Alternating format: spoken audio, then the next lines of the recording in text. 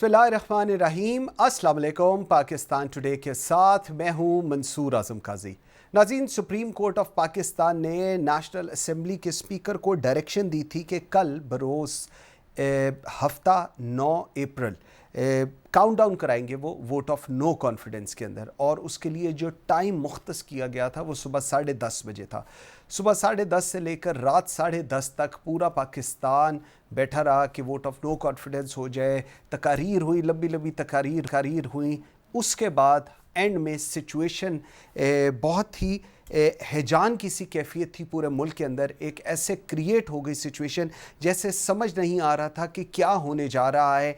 एक तरफ हम देख रहे थे कुछ एप्लीकेशंस गई हैं इस्लामाबाद हाई कोर्ट में, जिसके बाद इस्लामाबाद, और कहा यह जा रहा था कि एक पोजीशन के ऊपर चीफ को हटाने के लिए शायद कोई प्राइम मिनिस्टर डायरेक्शन दे, उसके लिए हाई कोर्ट के अंदर जाया गया। उसके बाद दूसरी तरफ क्योंकि कंप्लाइंस नहीं हुई थी ऑर्डर्स को लेकर, इसलिए सुप्रीम कोर्ट का हमने देखा रात को 12 बजे ओपन हुई, और कहा यह जा रहा था कि 12:05 पे वहाँ से भी कोई डायरेक्शन आ सकती है अगेंस्ट स्पीकर नेशनल असेंबली। लेकिन उसके बाद हमने देखा कि speaker national assembly Asad Qaiser साहब ने रिज़ाइन कर दिया, और उसके बाद पैनल पर जो थे उसमें से पाकिस्तान मुस्लिम लीग नून के उन्होंने आके इस चीज़ को हेड किया। और इस सारे सिनेरियो के अंदर जो हुकूमती अरकान थे वो वॉकआउट कर गए पार्लियामेंट के अंदर से, और जो अपोजिशन के अरकान थे वो वहीं पर रहे। 274 वोट डाले गए वोट ऑफ नो कॉन्फिडेंस में, और कल रात को वज़ीर आज़म इमरान खान पाकिस्तान के वज़ीर आज़म नहीं रहे। इसके साथ साथ आज हमने देखा कि शहबाज शरीफ और शाह महमूद कुरैशी के नामजदगी की गई फॉर द प्राइम मिनिस्टर। लेकिन उसके साथ साथ पाकिस्तान तहरीक इंसाफ का ये मौक़िफ़ है कि अगर शहबाज शरीफ प्राइम मिनिस्टर का इलेक्शन लड़ेंगे तो हम असेंबली से रिज़ाइन कर देंगे।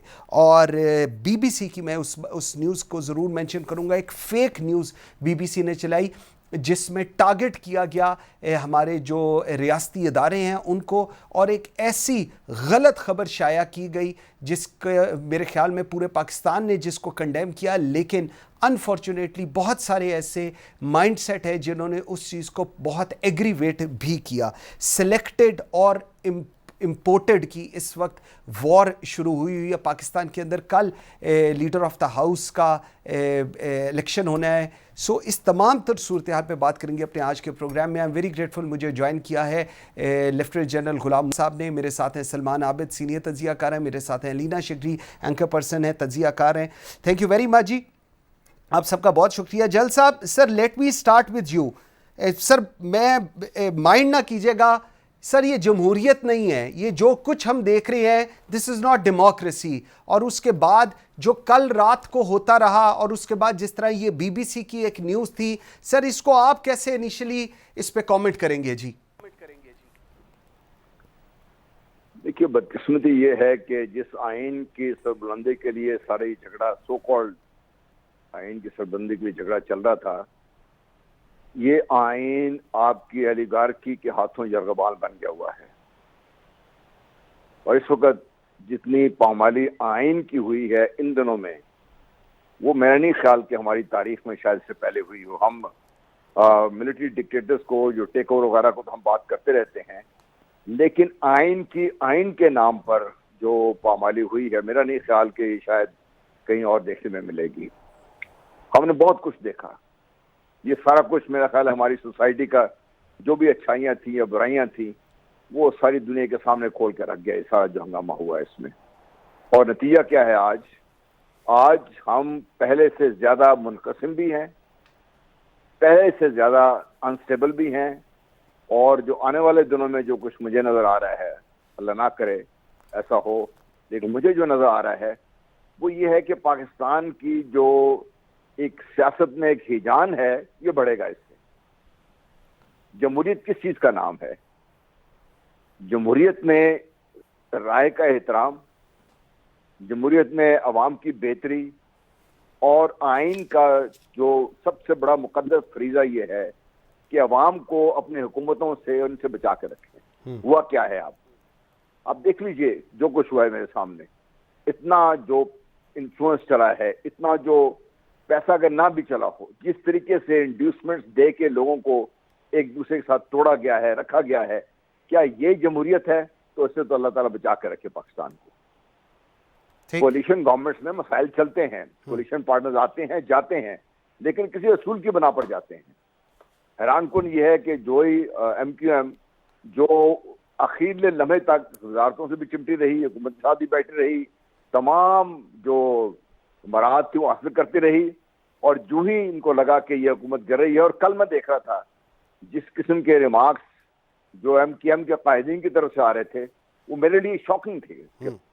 ठीक है, आप इख्तलाफ कर लें इमरान खान साहब की, तर्ज हुकूमत से इख्तलाफ करें, हमें भी इख्तलाफ है, हमें भी बहुत एतराज़ात हैं उनके ऊपर, हमने भी समझते हैं कि उन्होंने बहुत ज़्यादा गलतियां भी की हैं, उन्होंने सब कुछ किया है, लेकिन जब आप साथ रहे हों, सब कुछ आपने एंजॉय किया हो, और जैसे ही तहरीक अदम एतमाद मूव हुई है, सडनली बेइंतहा वो सो कॉल्ड ज़मीर, मुझे नहीं पता इतने ज़मीर हैं, कौन है ज़मीर, क्या चीज़ है, कहाँ पे है, लेकिन ये पता चल गया है इस सारे हंगामे में कि ज़मीर नाम की कोई ऐसी चीज़ है जो ज़रूरत के वक्त और ज़रूरत के मुताबिक जागती भी है, सोती भी है और फवायद भी हासिल करती है। अगर ये जमहूरियत है तो फिर पाकिस्तान पॉइंट आ गया, रहम करे, हमें इससे बचना पड़ेगा। बिल्कुल ठीक है अलीना, दो चीज़ें हैं। एक तो ये चीज़ कही जा रही है कि जी ये जो अरकान थे, इत्तेहादी थे, ये चले गए और ऑल ऑफ अ सडन ही चले गए, और लेकिन उसका जो काउंटर उसके ऊपर आर्गुमेंट है वो ये है कि पहले भी तो इसी तरह ये लोग जोड़े गए थे, तो जब जोड़े गए थे तब हमें एतराज़ नहीं था, लेकिन आज जब ये लोग हट गए हैं तो हमें इस पे एतराज़ शुरू हो गया है। Do you agree on it कि एतराज़ होना चाहिए, नहीं होना चाहिए?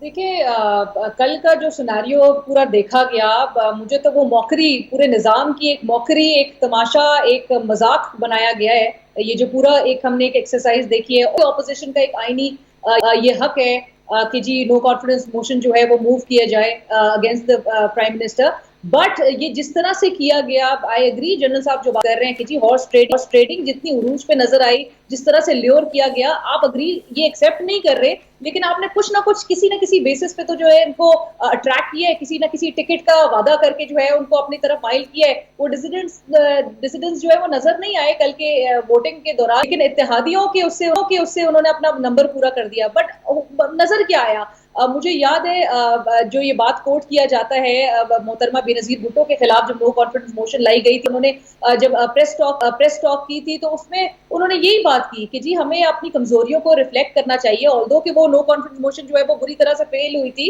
बट उन्होंने इस बात को जरूर कहा था कि जी ये हॉर्स ट्रेडिंग और तमाम चीज डेमोक्रेटिक और पॉलिटिकल प्रोसेस को अंडरमाइन करती है, वो ये तमाम चीजें होती हैं जो आपकी जमहूरियत को कमजोर बना रही होती हैं। सो कल भी हमने एक ओवरऑल ये पूरा तमाशा देखा गया, and which was very unfortunate. अगर आप को इतनी जल्दी थी कि एक इकोनॉमिक जो एक मेस से ये मुल्क इस वक्त गुजर रहा है, क्राइसिस की सिचुएशन से गुजर रहा है, गॉड नोस कि ये जो नए अब जो ये PDM का जो इत्तेहाद है और जिस तरह से ये टेक ओवर करना चाह रहे थे, मुझे नहीं पता कि वो पाकि में नेशनल इंटरेस्ट या पाकिस्तान के मफाद में आके ये मूव की तरफ आए, या फिर अपना अपना मफाद है जिसकी वजह से ये इस एक्सरसाइज को पूरा कंडक्ट किया गया।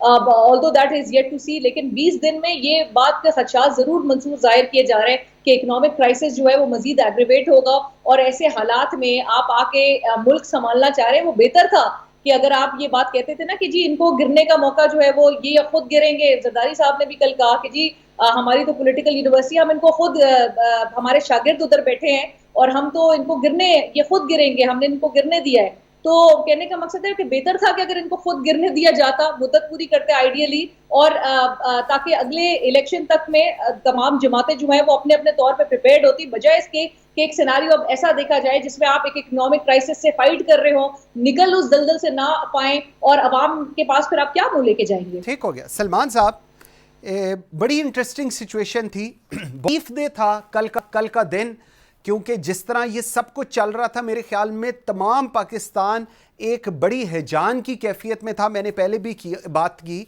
लेकिन इस सारे को लेट्स एनालाइज इट।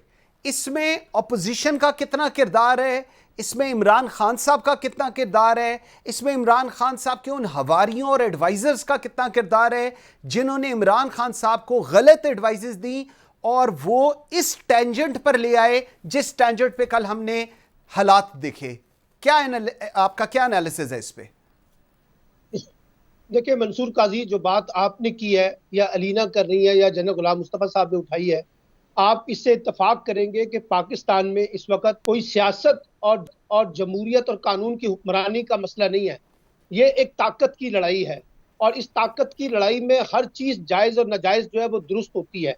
अब इसमें हुकूमत हो या अपोजिशन हो, दोनों ने जो ताकत का इस्तेमाल किया है किसी असूल के बगैर, किसी आइन के बगैर, यानी आप अंदाजा लगाइए ये पिछले 10-15 दिन से हमारा सियासी सर्कस चल रहा है, इसमें कहाँ है कानून की हुक्मरानी, इसमें कहाँ है जमहूरियत के असूल, इसमें कहाँ है अवाम की मफादात की सियासत। और जिस अंदाज से फैसले हुए हैं, मैं माजरत चाहता हूं, मैं लफ्ज इस्तेमाल कर रहा हूं, ये तो एक किस्म का जुडिशियल कू हुआ है। यानी जिस अंदाज से आपने ये सारे फैसले किए हैं, यानी आर्टिकल 69 की 63A की तशरीह नहीं हो पाई, आप अंदाजा लगाइए। यानी ये बात वजाहत ही नहीं की जा सकी कि जो लोग अपनी वफादारियां तब्दील कर रहे हैं उसके ऊपर सुप्रीम कोर्ट कोई फैसला दे पाती, वो फैसला भी सामने नहीं आया। अब पंजाब में जब हमजा शहबाज वजीर आला बनेंगे तो वो सारे के सारे पीटीआई के लोटों के ऊपर ही वजीर आला बनेंगे ना, लेकिन उसमें कोई कानून सामने नहीं आ सका। इसलिए मैं ये समझ रहा हूँ कि कोई कल जो है कुछ सियासत, जमहूरियत और कानून की हुक्मरानी का मसला सुरखरू नहीं हुआ, बल्कि एक ताकत की लड़ाई थी। एक तरफ इमरान खान थे, दूसरी तरफ तमाम अपोजिशन जमातों ने अपने आप को एक कर लिया, हमारे इदारों ने एक पोजीशन ले ली, जिसका रिफ्लेक्शन हम ये देख रहे हैं कि इमरान खान को बहरहाल जाना पड़ा। अच्छा, ये तो हमें पता था कि उनकी तादाद जो है वो ना होने के बराबर रह गई है, यानी उनके पास इत्तेहादी जमातों की हिमायत नहीं है, उनकी अपनी पार्टी में बगावत हो गई है। लेकिन बुनियादी माखज जिस पे इमरान खान ने अपना मुकदमा तैयार किया इंटरनेशनल कॉन्स्पिरेसीज के ऊपर, उस पर किसी ने भी उनकी बात सुनना गवारा नहीं की। इसी तरीके से जो अरकान वफादारियां थी उनकी किसी ने पॉइंट आ गया जी, आप गवारा नहीं की। ठीक हो एक वक्त में जैसे जनरल गुलाम मुस्तफा ने कहा है, हेजानी कैफियत पैदा होगी, महाजराई बढ़ेगी। बिल्कुल ठीक है जल साहब, ताकत की लड़ाई थी। अगर हम कल की बात करें, कल जो कुछ हुआ, सर क्या ये बात दुरुस्त है? क्योंकि बड़े कहा जा रहा है कि जी ये बहुत एक बेहतरीन फैसला हो गया कि इमरान खान साहब चले गए, वरना कल रात को सिचुएशन आउट ऑफ हैंड्स हो सकती थी। जी इसको मैं रेफरेंस दूंगा जो बीबीसी ने अपनी एक रिपोर्ट शाया किया और उसके अंदर जो उनके क्लेम्स हैं। सर इसको आप कैसे एनालाइज करेंगे? भाई आप लोग छोटे हैं, आप लोगों को शायद ये अंदाजा नहीं है। हम बीबीसी के डसे हुए लोग हैं जिन्होंने 1970-71 में जो बीबीसी की तरफ से प्रोपेगेंडा हुआ था और जिस ब्रिटिश मीडिया ने जिस तरीके से, जिस ढिठाई से बेइंतहा झूठ बोला था, वो हमारे आज के नौजवानों को शायद इसका इल्म नहीं है। बदकिस्मती ये है कि चूंकि वो गोरी चमड़ी वाला है, हम उसकी हर बात से मरूब हो जाते हैं। बीबीसी दुनिया में सबसे बड़ा झूठ बोलने वाला इदारा है और वो झूठ इसलिए नहीं बोलता कि उनके एक तो आदत है अंग्रेजों की, गोरों की, नंबर 2 वो एक मंसूबे के तहत काम कर रहे हैं। मैं आपको सिर्फ एक छोटी सी मिसाल देना चाहता हूं कि जब 71 के बारे में किताब लिखनी थी शर्मिला बोस ने, वो पाकिस्तान तशरीफ लाई और मैं शायद पहला आदमी था जिनसे उनका कांटेक्ट हुआ। तो मुझसे उन्होंने 2 दिन लगातार मेरा इंटरव्यू करती रही वो, और तीसरे दिन आके उन्होंने मेरे सामने एक अखबार का टुकड़ा रख दिया।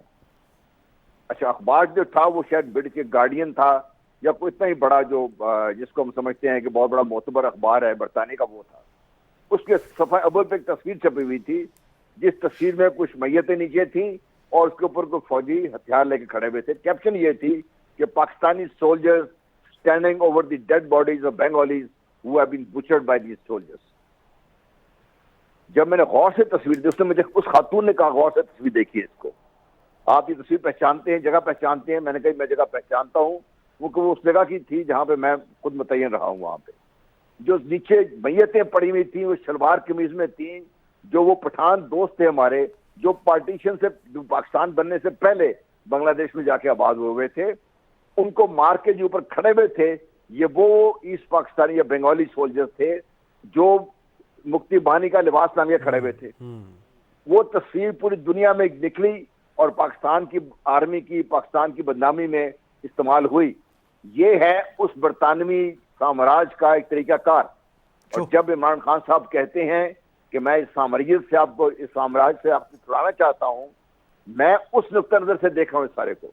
ये कल जो हुआ ये बड़ी वाज़ेह कोशिश थी कि पाकिस्तान में एक हुकूमत जो उस वक्त मौजूद थी और इमरान खान साहब जो वहाँ मौजूद थे एज ए प्राइम मिनिस्टर, उनके दरमियान और कोई ना कोई झगड़ा जरूर हो, उसके दरमियान हंगामा हो कोई ना कोई जरूर, पाकिस्तान में खून खराबा हो कोई ना कोई जरूर, पाकिस्तान में जो कुछ भी चल रहा है, जमहूरी अमल है नहीं है, एक प्रोसेस चल रहा है, ये पुरअमन तरीके से खत्म ना हो बल्कि खून खराबा के जरिए खत्म हो, ताकि पाकिस्तान को डिस्टेबलाइज करने की जो कोशिश है, जो बार बार इमरान खान साहब बात कर रहे हैं, वो प्रवान चढ़े।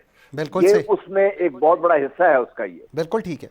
अलीना, अभी जो जनरल साहब ने बात की, मैंने ये दानिस्तन बात की क्योंकि एक शख्स जो उस वक्त प्राइम मिनिस्टर हाउस में मौजूद था, मेरी उनसे बात हुई और मैंने उनसे पूछा कि आप मुझे बताएं कि ये जो क्लेम किया जा रहा है कि ये हुआ और फलानी चीज़ उतरी जहाज़ और ये सब कुछ, क्या ये सब कुछ हुआ है?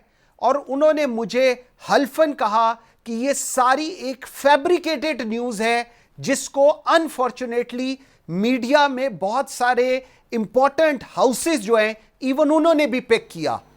क्या कहेंगे इसके ऊपर? देखिए आईएसपीआर की तरफ से अव्वल तो आज ही वो रिबटल भी आ गया था इस पे कि ये it's based on lies and fake story है, फैब्रिकेटेड है। उस पर जो है और मजीद क्या कहा जा सकता है। ओवरऑल आपको पता है कि जिस तरह की एक फिजा कायम हुई भी है, जिस तरह की एक टसल नजर आ रही है, लेकिन यहाँ पे एक बहुत बड़ी और ज़रूरी बात यह है मंसूर कि पॉलिटिकल स्टेबिलिटी के लिए क्या जरूरी था। ये चीजें ओवरनाइट तो नहीं डेवलप हुई हैं, ये इसको टाइम लगा है, चीजें कहीं से रप्चर हुई हैं, कहीं से खराब हुई हैं, इस्लाह भी वहीं से होनी चाहिए थी। पॉलिटिकल स्टेबिलिटी के लिए हमेशा इनकरेज किया जाता है डायलॉग, मुज़ाकरात होते हैं। आपके इत्तेहादी जो है ये आज तो नहीं निकल के दूसरे साइड पे चले गए। It took them time. आप अपने इत्तेहादियों से जाके बजाय इसके कि आखिर में जाके आप उनसे मिल रहे थे या मुलाकातें कर रहे थे, उसी चीजों को बेहतर था कि अपने एडवाइजर्स पे रिलाई नहीं करना था जो आपको मशवरे दे रहे थे। कल आपके ओपोनेंट्स ने, आपके मुखालफीन ने भी आपको यही इशारे और यही ताने दिए कि आपको आपको मिस गाइड किया जा रहा है, आपको डुबो रहे थे, जिनकी आप बातें सुन रहे थे। और खान साहब का जो वो एक हम नजर आते हैं एग्रेशन, अब सड़कों पे तो नेचुरली चलो आप इस बात से अग्री करते हैं कि जी पॉपुलैरिटी उनके पास वेव है, लोग जो हैं सड़कों पे निकलते हैं, क्राउड पुलर हैं, लेकिन वही एग्रेशन सियासत में इस तरह से नहीं चलता। सियासत में नी जर्क रिएक्शंस, बहुत अग्रेसिवनेस, बहुत अग्रेशन था, जिसकी वजह से चीजें खराब होने तक जो है वो चली गई और खराब से खराब तर हुई। बजाय इसके कि चीजों को मेंड किया जाता, सोल्यूशन निकाली जाती। यही ऑपोजिशन थी जिसने आपको वक्त दिया अब परफॉर्म करने का। 3-3.5 साल बाद अव्वल तो इनसे भी सवाल किया जाता है कि जी 3-3.5 साल के बाद आपको यही महंगाई, यही कीमतों, इनको रियलाइज करते हुए आप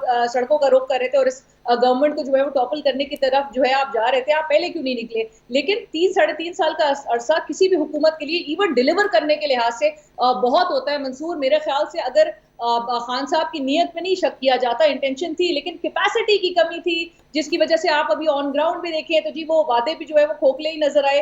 आप अगरचे मैं ये बात से अग्री करती हूँ, सलमान आबिद साहब ने कहा जो इंटरनेशनल कॉन्स्पिरेसीज पे वो इस वक्त जो खान साहब ने अपना जो एक वो होते ना पिच को उखाड़ के फेंक दिया है और अब सब जो है वो बेस कर गया है उनके अमरीकी साजिश पर कि जी अमरीकी साजिश हुई है। लोग भी आई एम श्योर के लोगों को अभी इस वक्त कीमतें और उनका जो सपोर्ट बेस है, जो एक लॉस्ट बेस था मंसूर इमरान खान साहब का, वो भी मेरे ख्याल से रिकूप किया है, रीगेन हुआ है। सिर्फ और सिर्फ इस बेसिस पे लोग उनको जज करेंगे कि जी मुल्क में अमरीकी साजिश हुई है, रजीम चेंज करने के लिए जो है एलिमेंट्स जो हैं वो कार फरमा थे और किस तरह से लोकल्स की सपोर्ट से, मुआवनत से और ऑपोजिशन को भी जज इसी बेसिस पे करेंगे। दो चीजों पे, एक तो ये कि वो कॉम्प्लिसेंट थे, लोग उनको ये, और चूंकि नैरेटिव एक बिल्ड भी कर रहे हैं इमरान खान साहब और मेरे ख्याल से वो जोर भी पकड़ रहे हैं, जितना वो सड़कों पे जाएंगे उतने वो खतरनाक वाकई में साबित होते हुए दिखाई देंगे। वो जो इशारे पहले कर चुके हैं कि मैं सड़कों पे जाऊंगा तो मैं हुकूमत से बाहर निकलूंगा तो मैं और खतरनाक हो जाऊंगा। जितना वो ये अपना नैरेटिव लोगों में जो कि बिक रहा है वो बेचेंगे,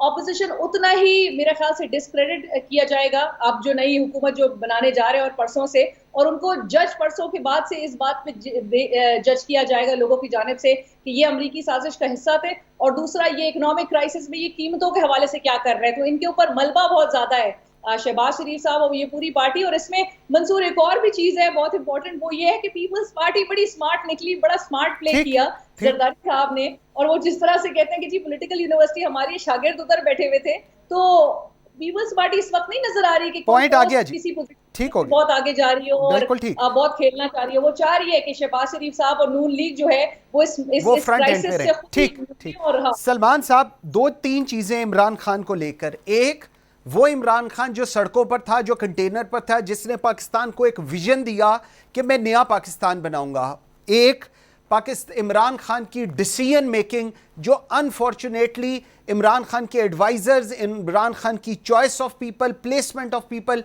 हमेशा से एक बहुत बड़ा सवाल रहा। और लास्ट, इमरान खान की सियासत, इसको आप कैसे एनालाइज कर रहे हैं? देखें, जब आप सियासत में अपोजिशन में होते हैं तो आप बड़े बड़े दावे करते हैं, बड़ी बड़ी बातें करते हैं। जब आप इक्तदार में आते हैं तो आपको पता चलता है कि हमारी क्या मजबूरियां हैं। और एक ऐसी हुकूमत जो कोलिशन गवर्नमेंट हो और चंद वोटों की बुनियाद पे खड़ी हो और चंद इत्तेहादी जमातें उन्हें सियासी तौर पर ब्लैकमेल करें, तो उसमें से कोई बड़ी इनकलाबी चीजें नहीं आ सकती। एक बात तो ये हमें ध्यान में रखनी चाहिए। दूसरी बात ध्यान में ये भी रखनी चाहिए कि इमरान खान को जो 3.5 साल मिले, उसमें से 2 साल तो आप कोविड को निकाले ना, जिसने पूरे दुनिया के अंदर एक हैजानी कैफियत पैदा की, वो भी आप देखना पड़ेगा। लेकिन बुनियादी बात यह है कि इमरान खान साहब को निकाला क्यों गया है? क्या इमरान खान साहब को उनकी परफॉर्मेंस के ऊपर निकाला गया है? क्या इमरान खान साहब को महंगाई के ऊपर निकाला गया है? देखिए, इस वक्त जो बुनियादी इशू था कि पाकिस्तान की जो खारजा पॉलिसी के अंदर जो रिविजिटिंग हो रही है, जो इलाकाई सियासी सूरत में जो तब्दीलियां हो रही हैं, जो अमरीका और चाइना के दरमियान ताल्लुकात, रशिया के साथ हमारे बढ़ते हुए रवाबत, इस्लामी फोबिया, OIC, ये जो सारी इंटरनेशनल पॉलिटिक्स हो रही है, उसमें कहीं इमरान खान साहब बार बार ये क्लेम करते थे एक आजाद खुद मुख्तार खारजा पॉलिसी। ये बड़ी ताकतों को तो सूट नहीं करती। हमारे यहाँ तो लोगों को सूट करता है कि एक ऐसा गुलाम हुक्मरान हो जो हमारी बातों पर यकीन करे, हमारी बातों पर अमल करे। तो इसलिए मैं समझता हूँ कि इमरान खान का जो जाने की एक बड़ी वजह वो तो आपकी खारजा पॉलिसी की रिविजिटिंग के कॉन्टेक्स्ट है। और यकीनी तौर पर इमरान खान साहब ने बड़ी मिस्टेक्स की हैं। मसलन पंजाब में उस्मान बुजदार को लगाना, KPK के अंदर महमूद खान को लगाना, इत्तेहादी जमातों के साथ बेहतर ताल्लुकात न रखना, अपने अरकान असम्बली के साथ ज्यादा बेहतर ताल्लुकात न रखना, और अपनी टीम जो है वो ज्यादातर नॉन पॉलिटिकल लोगों का जो जमे गफीर है वो उनके साथ होता था। ये सारे मसाइल इमरान खान के साथ हैं, लेकिन उनको सजा इस बात की नहीं मिली है। सजा इस बात की मिली है कि पाकिस्तान जो है वो अमेरिका की पॉलिसी के साथ जोड़ने की बजाय एक मुतबादल खारजा पॉलिसी को इख्तियार करने की कोशिश कर रहा है, जिसमें इमरान खान पेश है। और आपने सुन लिया, रशिया का जो दौरा है उसको अमेरिका ने पसंद नहीं किया और उसका बरबला कहा है कि पाकिस्तान, इमरान खान को रशिया नहीं जाना चाहिए था। तो इसलिए वहां एक सजा मिली है। इसलिए मैं कह रहा हूं कि ये जो इंटरनेशनल कॉन्स्पायरेसी है, इसको इन्वेस्टिगेट होना चाहिए था। अनफॉर्चुनेटली जिसको कोई इन्वेस्टिगेट नहीं किया गया कि कौन लोग हैं जो पाकिस्तान के अंदर से बैठ के एक इंटरनेशनल कुव्वतों के आलाकार बने हैं। बिल्कुल ठीक है। एक ब्रेक लेते हैं, लेकिन ब्रेक पे जाने से पहले जनरल साहब को लिए छोड़े जाता हूं। ये जो फॉरेन पॉलिसी की बात हो रही है, उसके बाद कहा जा रहा है कि जी रशिया का जो विजिट था, इसको लेकर बहुत सारी चीजें ट्रिगर हुई हैं। उसके साथ साथ इमरान खान साहब ने यह कहा कि अगर हिंदुस्तान की हम एग्जांपल लें तो उनकी खारजा पॉलिसी सबसे अच्छी है, जहां पर किसी की जुर्रत नहीं है इंटरवेंशन की। इसको हम किस तनाजुर में आगे लेकर चलेंगे, इस पर जवाब लेंगे जनरल गुलाम मुस्तफ़ा से। एक छोटी सी ब्रेक के बाद मेरे साथ रहिएगा।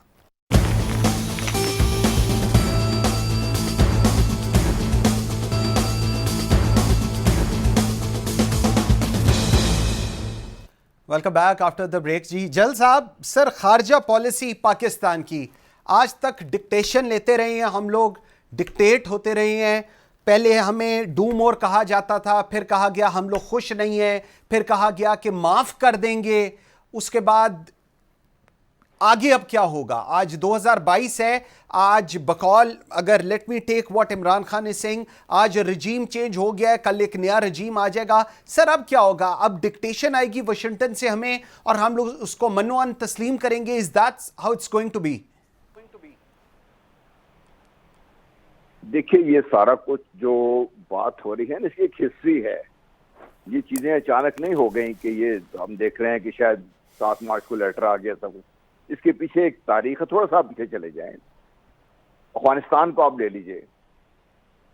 अगर पाकिस्तान, जिस तरीके से पाकिस्तान ने मदद की आउट ऑफ वे जाकर, ना करता, अपना सारा पॉलिटिकल जो कैपिटल था इन्वेस्ट करके पाकिस्तान ने अमेरिका के साथ तालिबान को बिठाया, उनकी बातचीत कराई, जो कुछ होना था वो हो गया। अमेरिका बहादुर को यहां से निकलना पड़ा। मैं उसको सिर्फ 2 बातें लगातार कर रहा हूं, मैं फिर आपसे रिपीट करना चाहता हूं।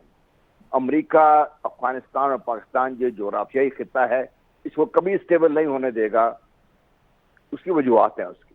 क्योंकि वो स्टेबल होने देता है तो ये जो यूरेशियन लैंड मास है जिसकी बहुत बड़ी ताकत है वो लिंक हो जाएगा आपका इंडियन ओशन के साथ।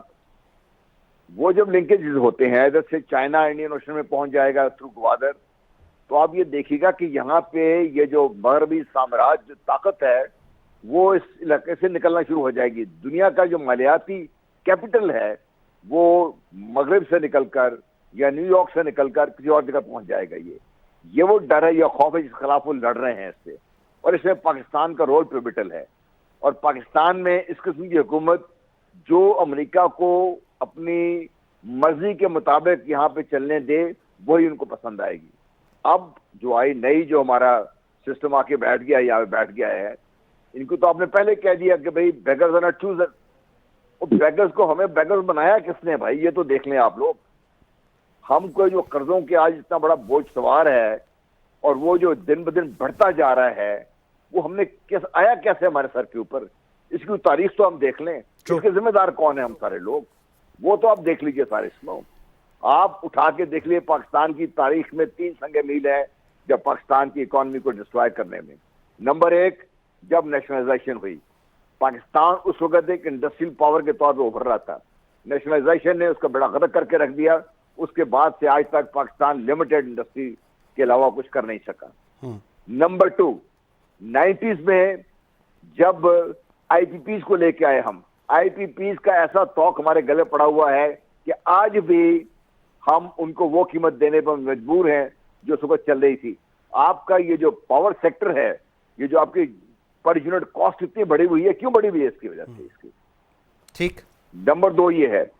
और नंबर 3 जो माइलस्टोन आपका हुआ है, आज तक जो क्लेम कर रहे थे कि हम सीपैक लेकर आए हैं पाकिस्तान में, वो सीपैक का ब्लूप्रिंट मुझे क्यों नहीं दे सके, हमें क्यों नहीं बता सके वो क्या मुआहदे हुए, किस कॉस्ट पे हुए हैं मुआहदे, ठीक, और क्या हम उसकी कीमत दे रहे हैं उसकी, और क्या पाकिस्तान के आने वाले दिनों में पाकिस्तान की कीमत देनी पड़ेगी। क्या वजह है कि चीन ईरान में तो $400 बिलियन की ज्यादा से इन्वेस्टमेंट की बातें कर रहा है, अफ्रीका में उसने इससे ज्यादा कहीं इन्वेस्ट कर दिया हुआ है, पाकिस्तान में 40-45 अरब डॉलर पे आके क्यों रुक गया आके, वो क्यों हमें वो भी टैप पे ले आए आके यहाँ पे आके, क्या वजह है उसकी। बिल्कुल सही। तो पाकिस्तान को हमने इकोनॉमिकली जिस स्टेज पे लेके आ गए हैं हम लोग, इसकी वजह से हमने अपने आप को एक खौफ के उसमें दायरे में बंद करके रख दिया हुआ है इसमें। ठीक है, मसाइल है हमारे और ये मसाइल बढ़ेंगे आने वाले दिनों में, इसलिए बढ़ेंगे कि आपकी चाबी हमारे हाथ में नहीं है, बिल्कुल हमारी चाबी उनके हाथ में है। बिल्कुल ठीक। हमने पाकिस्तान से पैसा निकाला, ले जाके मगरबी दुनिया में हमने इन्वेस्ट कर दिया, वहां हमने प्रॉपर्टी रख ली सारे कुछ करके, अब उसको वो क्यों ना इस्तेमाल करें as a leverage against you. ठीक, जल्द सा पॉइंट आ गया। मैं करूंगा, मैं उनकी जगह बैठा हूं तो ठीक हो गया, करूंगा। बिल्कुल ठीक है। अलीना, हिंदुस्तान की खारिजा पॉलिसी बहुत मजबूत है, किसी में हिम्मत नहीं कि उसके अंदर इंटरफेयर किया जाए। इमरान खान साहब का ये दावा जिसके ऊपर आज हम देख रहे थे कि हिंदुस्तान का मीडिया, राहुल गांधी साहब ने तो बहुत ज़्यादा उसके ऊपर ट्वीट भी किए हैं कि आप इतना असला क्यों ले रहे हैं नरेंद्र मोदी को कह के कि आप बिलियंस क्यों कर रहे हैं, जबकि पाकिस्तान के अंदर $1 बिलियन के अंदर पूरी हुकूमत ही रैप अप हो जाती है। एक तो इस पर मुझे आपका रिस्पॉन्ड चाहिए। सेकेंडली, इमरान खान साहब का ये कहना, या आज मैं फवाद चौधरी और इन लोगों की, शेख रशीद का सुन रहा था कि हम लोग रिजाइन कर देते हैं, आपको लगता है ये एक दुरुस्त फैसला होगा या वंस अगेन ये एक बहुत गलत फैसला होगा जो पाकिस्तान तहरीक इंसाफ इस वक्त करेगी? सबसे पहले तो आपने पूछा इंडिया से, तो मेरे ख्याल से आप कंपेयर कर भी नहीं सकते। इंडियन मार्केट जितनी उसका साइज है, चीन, रशिया, उनमें आपस में जो है वो टसल है कि जी इंडिया को कौन ल्योर करेगा, और जो फॉर्चुनेटली अट्रैक्ट इंडिया को कर सकेगा वो इंडियन मार्केट कैप्चर करेगा। इंडिया में जिस तरह से एक जो ग्रोइंग मिडिल क्लास है, दैट एक्चुअली इंडिकेट्स कि जी उनकी इनकम भी उसी तरह से इंक्रीज कर रही है, डिस्पोजेबल इनकम जो होती है, सो उनकी मार्केट बहुत बड़ी। आप जब ब्लॉक्स का अगेन जो आपने जिक्र किया कि जी रशिया का विजिट जो है वो हमारे गले पड़ गया शायद, जब आप ब्लॉक्स में बैलेंस क्रिएट कर रहे होते हैं ना मंसूर, तो फिर उसमें आपको देखना चाहिए कि आप कितने, और वो ममालिक जो है वो ब्लॉक्स में बैलेंस क्रिएट कर सकते हैं जो कि सेल्फ रिलायंट हो। सो आपको अपनी position, we may not agree with Shehbaz Sharif, I mean the choice of words that he had, जो जिस तरह से बेगर्स आर नॉट चूजर्स, उन्होंने अल्फाज का इस्तेमाल, अल्फाज का चुनाव सही नहीं होगा, बट जो बात की गई है वो गलत तो नहीं है, वो तो रियलिटी है हमारी, और उसका बलबा भी चले जिन जिन के सर जाता है, जिन जिन के अदवार देखे गए, जिसकी वजह से हम हाईली डिपेंडेंट हो गए अमेरिका पे। हमारी 60% से ज्यादा एक्सपोर्ट जो है डिपेंडेंट है, हमारा इंफॉर्मेशन सिक्योरिटी स्ट्रक्चर इंफ्रास्ट्रक्चर जो है वो डिपेंडेंट है वेस्ट पे। तो हम तो इसमें आके अपनी तो नहीं चला सकते, हम तो उन पे डिपेंडेंट रहे हैं, और अनफॉर्चुनेटली हम इसी तरह से जब तक हम एक वाकई में खुद मुख्तार जो है वो मुल्क नहीं बन जाते, जहां पर आपकी जो है वो खुद इंसारी पे आप ना फोकस करें, तब तक आप इस दलदल से उससे बाहर नहीं निकल सकते। एंड दूसरी चीज ये कि जहां पर आपने बोला कि जी 150 प्लस 155 जितने भी मेंबर्स उनके हैं मुस्ताफी होने का वो जो फैसला कर रहे हैं, मेरा नहीं ख्याल है मुस्ताफी होने से जो है कोई फर्क पड़ जा रहा है, क्योंकि पार्लियामेंट में जब तक अक्सरियत है पार्लियामेंट तो चलती रहेगी। अक्सर इस किस्म के इकदाम कर लेने से मंसूर देखा यही गया है कि जो जमात होती है, जो पार्टी होती है, वो टूट फूट का शिकार हो जाती है। ऑलरेडी पाकिस्तान तहरीक इंसाफ जो है वो उसमें खदशात जाहिर यही किए जा रहे हैं कि लोग छोड़ छोड़ के चले जाएंगे। 2013 के इलेक्शन से पहले आपको याद होगा इमरान खान साहब कहते थे कि जी फोकस जो है, जो स्ट्रैटेजी थी उनकी वो ये थी कि जी टिकट जो है सिर्फ और सिर्फ नजरियाती कारकुन को दिया जाएगा। जब रिजल्ट सामने आए तो उसके बाद स्ट्रैटेजी चेंज कर ली उन्होंने, कहा 2018 में जी इलेक्टेबल्स को तरजीह दी गई, गाड़ियां भर भर के जो है आपको याद है कि जी लेकर लोग आए गए। अब क्या करेंगे, किस तरह से स्ट्रैटेजाइज करेंगे, और वही जो शागिर्द की बात करें जरदारी साहब की, जी शागिर्द उधर बैठे, उन्हीं लोगों को एक्सेप्ट किया जाएगा, ऐसे ही लोगों को की बेसिस पर जो है वो अपनी पार्टी को बनाया जाएगा। एक चीज जरूर अच्छी है इस पूरे सिनारियो में इमरान खान साहब के लिए, वो ये है कि जी शायद फिल्टर आउट पूरा हो गई है उनके लिए चीजें कि कौन कौन से लॉयलिस्ट हैं जो उनके साथ खड़े हुए हैं, कौन कौन से उनके चले। बिल्कुल, आई 100% एग्री, बिल्कुल ठीक है। सलमान साहब, कल अब लीडर ऑफ द हाउस का इलेक्शन होने जा रहा है, जिसके अंदर अपेरेंटली लग यही रहा है कि Shahbaz Sharif will become the prime minister of Pakistan and the leader of the house. Raja Riaz का कहना है कि क़यादत के इस्तीफे देने के ऐलान का खैर मकदम करते हैं, लेकिन हम मुस्तफ़ी नहीं होंगे। जो लोग मुस्तफ़ी होंगे उन नशिस्तों पर ज़िमनी इंतखाबात करा लिए जाएंगे। सर, तो अगर रिज़ाइन कर देते हैं कल इमरान खान साहब या आज रात को कोर कमेटी ये फैसला कर लेती है, तो इनके लिए तो हुकूमत जो अब जिनकी बन रही है, इन लोगों के लिए तो विन विन सिचुएशन है। अगले 1.5 साल वो आराम से चलाएंगे। ज़िमनी इलेक्शन करना, मैनेज करना और उसका रिजल्ट लेना, इनसे बेहतर किसी को नहीं आता। ये आपको भी पता है, मुझे भी पता है। देखिए मंसूर काजी साहब, कौमी असम्बली और सूबाई असम्बलियों में मिलाकर कोई 400 के करीब लोग हैं पीटीआई के, ये याद रखिएगा। 400 नशिस्तों पे ज़िमनी इलेक्शन नहीं होता भैया, जनरल इलेक्शन होता है। सारे रिजाइन करेंगे, सारे रिजाइन करेंगे। नहीं, मैं ये देखिए डिपेंड करता है कितने करते हैं नहीं कितने, लेकिन अगर उनके पास सिर्फ 400 नशिस्तें हैं, मैं ये कह रहा हूँ कौमी असम्बली और सूबाई असम्बली की मिला के, इसलिए मैं तो जाती तौर पे तो कहता हूँ कि उनको पार्लियामेंट के अंदर रहना चाहिए। लेकिन अगर वो रिजाइन का ऑप्शन इख्तियार करते हैं और 70% 80% लोग भी रिजाइन कर दें, तो एक बड़ा बुरहान तो पाकिस्तान के अंदर पैदा किया जा सकता है। मुझे नहीं पता वो करेंगे या नहीं करेंगे, नंबर एक बात तो ये है। दूसरी बात देखिए, ये बड़ी बदकिस्मती होगी कि कल शहबाज शरीफ साहब प्राइम मिनिस्टर बनने जा रहे हैं, जिनके ऊपर माशाल्लाह कल फर्द जुर्म लगनी थी, और बाप बेटा जो है दोनों के बारे में ये पता नहीं है कि उनके अकाउंट में पैसे किसने डाले हैं, उनको पता ही नहीं है, यानी अंदाजा लगाइए। ये भी एक बड़ी बदकिस्मती की बात है कि हमारा मुल्क के अंदर जो करप्शन का मामला है, अकाउंटेबिलिटी का मामला। सलमान साहब की जी आवाज़ ड्रॉप हुई है। जी जल साहब, सर आपसे मैं यही मुझे आपका सवाल होगा, कल अब leader of the house apparently लग यही रहा है कि शहबाज शरीफ साहब will be become the leader of the house और उसके बाद प्राइम मिनिस्टर। सर, तो अब कल से हम लोग क्या, अच्छा सलमान साहब आ गए हैं वापस। जी सलमान साहब, कमेंट क्लोज कीजिएगा। मैं ये कह रहा था कि जनाब ये देखिए, कल से तो एक नई खिचड़ी पकनी है ना, कल से एक नया खेल शुरू होगा। ये जो 14 जमातों की बंदर बांट है, ये जो भांत भांत की बोलियां बनने वाले जो कल हुकूमत बनाएंगे, ये आगे हुकूमत कैसे चलाएंगे, यही सबसे बड़ा सवाल है ना। कैसे डिलीवर करेंगे, नए इंतखाबात में कैसे जाएंगे। तो अभी तो मुझे लगता है कि कल का खेल खत्म हुआ है। ये खेल का पहला स्क्रिप्ट था, खेल का दूसरा स्क्रिप्ट तो कल से स्टार्ट होगा कि ये अपोजिशन जमातें जो हैं, जो कल हुकूमत में होंगी, क्या ये अपने आप को मुत्तहिद कर सकेंगी, क्या ये आपस में एक दूसरे के कपड़े फाड़ना तो नहीं शुरू कर देंगी।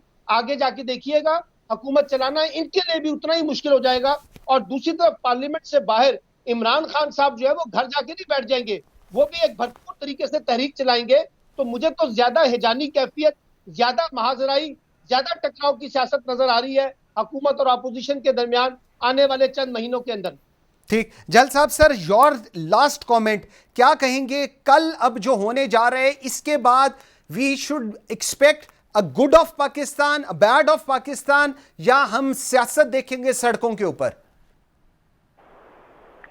जी, मैं सलमान साहब की इस बात से पूरी तरह मुत्तफिक हूँ कि पाकिस्तान में जो हिजानियत है इस वक्त, उसके बढ़ने के अंदेशे ज्यादा हैं।